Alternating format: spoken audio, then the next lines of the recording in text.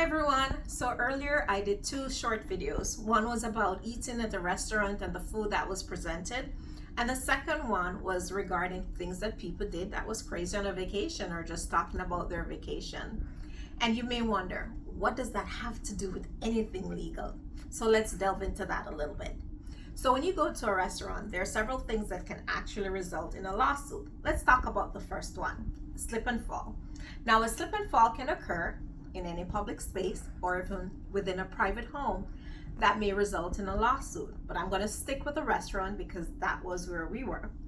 So when you enter into a restaurant, if you slip and fall, there's certain consideration that must be considered. Number one, was there a duty owed to you?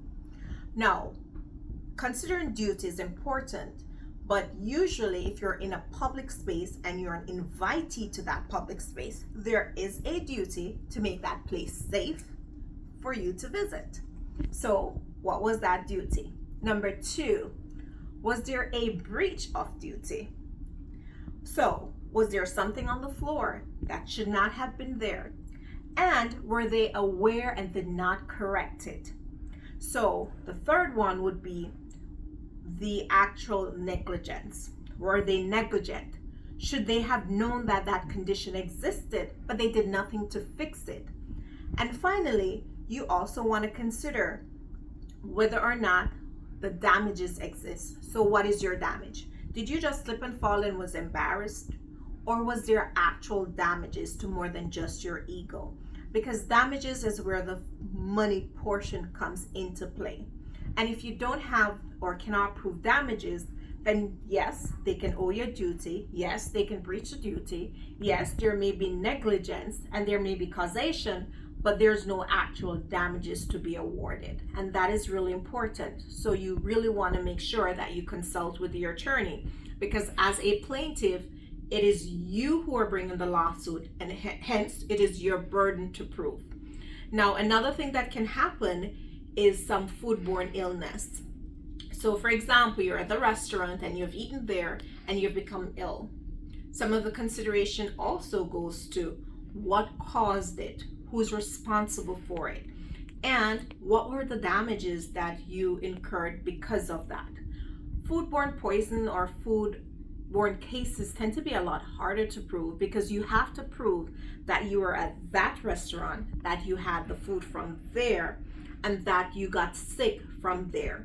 And of course, there are several different levels. It could be that you're hospitalized. It could simply mean that you just puked and that was the end of it. So again, the damages are going to be really important for you to prove what it is you suffered. Were you hospitalized?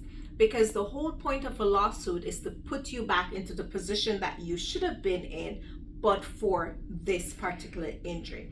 And so within damages itself, there are different types of damages, but we won't get into that. One of the things that I'll always advise you is make sure that you bring your case to an attorney, because there is usually a time requirement that varies by state within which you can prove your case. Number one. Number two, the next thing you want to do is to make sure that the evidence is preserved. Because of course, if you need to prove your case, you must present as much evidence as possible. So my recommendation, get to an attorney as soon as possible. Now, we also did a short video on just traveling generally and what are some of the crazy things people did during vacation. Now, fortunately, nobody revealed that they did anything really crazy. But there are two things that I recommend when you're going on vacation. Number one, make sure you know the rules of the land. Customs are really important to understand, but the rules and the legal system is something else that needs to be navigated as well when you're traveling.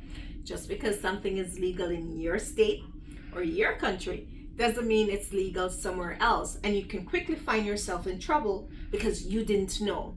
And unfortunately, not knowing the law is no excuse for breaking the law. So you're still held to the same accountability whether or not you knew. The next advice I have is that you should know where your consulate is. Because if you ever find yourself in trouble while you're in a foreign country, you definitely want to make sure that you reach out to your consulate as soon as possible. So if you're not yet arrested or nothing else has happened, try to get to your consulate as soon as possible. They will help you to preserve your rights, Say legal eagles.